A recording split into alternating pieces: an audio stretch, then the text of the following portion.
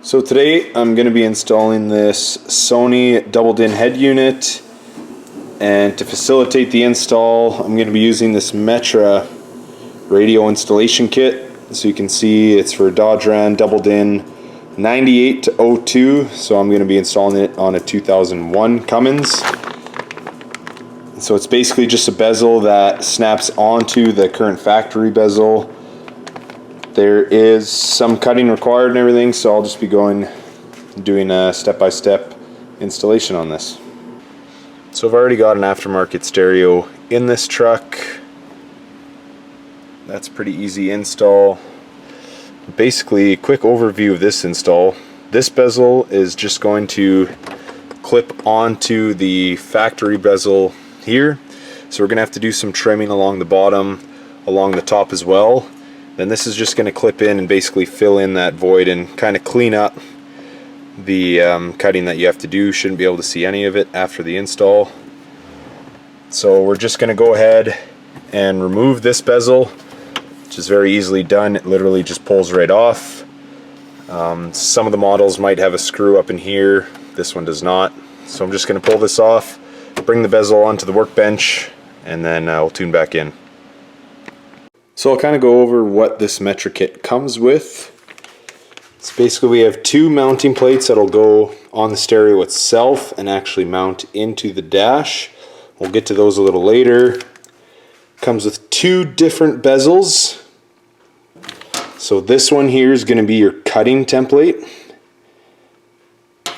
and this one here is for your actual trim, your finish bezel. And it also comes with some instructions. So you can see in the instructions they have the bezel mounted here, and then they highlight and say remove everything in the shaded area. So again, there's about a 1/2 inch at the bottom and about a 1/2 inch at the top. Basically our first step is going to be to grab this cutting bezel. It'll fit into the factory slot. It's kind of tough to do with one hand right now, but basically you're going to put the cutting tool on. You're going to scribe, and you're going to be cutting out everything on the inside of this cutting template. And we're going to cut out that 1/2 inch at the bottom and 1/2 inch at the top.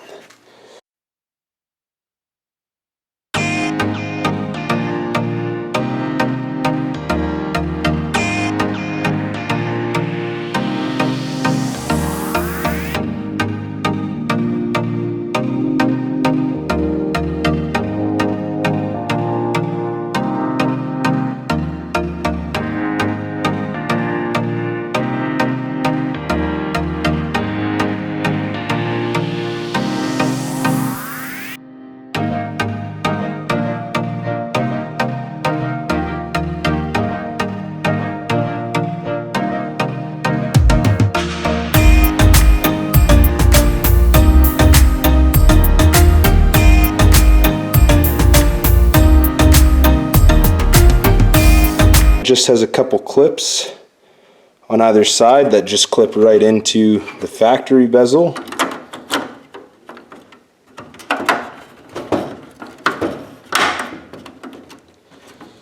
So there it is. Really clean. They really follow the factory lines nicely. The bezel's fairly large, so it kind of overlaps any of your cutting lines just in case you were to make any errors or kind of sloppy on the cutting, so it really cleans up that look. So now I'm just going to mount up these brackets that come with the kit. So they're just going to bolt up right to the side of the unit like so. These lines will allow for some adjustment for how you want the face of the stereo to sit depth-wise into the dash. So I'm going to go ahead and mount these up, play around with those adjustments, and get the unit set where I want it.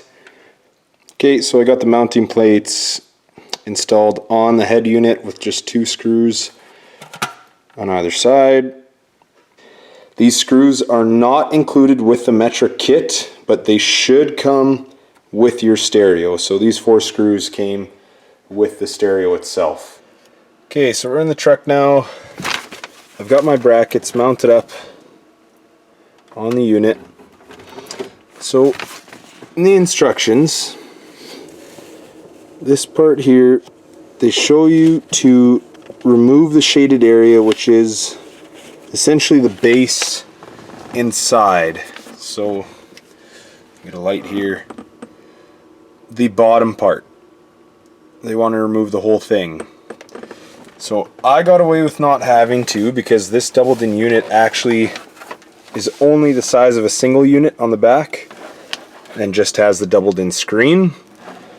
So that was a huge advantage. So I got away with only having to trim this one clip for the main bezel. I just edged out where the face of the stereo is going to sit in there. So that was a huge advantage. I didn't have to remove the whole base, which would be a lot of extra cutting. Just had to notch this out. So with that regard, I definitely do recommend this Sony head unit, and I'll take a video of the box and I'll put in the link, the exact head unit I got, because this really facilitates the install. But that being said, that's the only part they mentioned to have to cut out inside the dash. But the issue that I'm running into now is I can get the unit in. I don't know if you can really tell, but these brackets are slanted back a bit, and that's to accommodate kind of the slant that the dash has. So now the issue that I'm running into is I can get the unit in, but I'm unable to get the bolting face to mate with the dash because I'm unable to pivot the head unit up. Hopefully that makes sense. And the reason that's being is the top of the unit is running into the top of the dash here. So I just started cutting the corners out, and I'm actually going to have to remove this whole top, and that's going to allow the top of the head unit, that's going to give it room to be able to tilt up and to allow these mounting faces to mate with the dash. I just finished out cutting the top. So I've test fitted and everything finally fits now. So I ended up removing the entire top, and you even have to come out and come down on this face a bit, because this is the initial part that is really preventing the unit from tilting. So I think removing this top plate is going to be necessary no matter what model, no matter what doubled in you need. They're all going to need that room to be able to tilt up. So this is not covered in the instructions. It does not mention anything about having to cut this top plate out, but it is most definitely necessary. We're done, so I'll put it in.